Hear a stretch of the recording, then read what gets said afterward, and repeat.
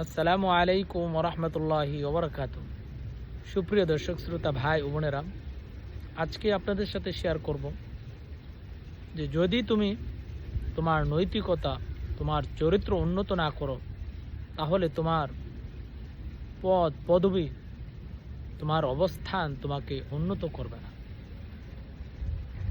যদি তোমার কাজকর্ম, তোমার কর্মকাণ্ড তোমাকে অলংকৃত না করে, তাহলে তোমার পোশাকও তোমাকে অলংকৃত করবে না। এটাই বাস্তব, এটাই জীবন। যদি তুমি এগুলো হারিয়ে ফেলো, তাহলে তুমি সম্মান আশা করবে। কারণ জীবন হলো দিন, ধর্ম, নীতি, আদর্শ। সুতরাং আমাদেরকে চারিত্রিক উন্নতি করতে হবে এবং আমাদের কর্মকাণ্ড দিয়ে আমাদের জীবনকে অলংকৃত করতে হবে।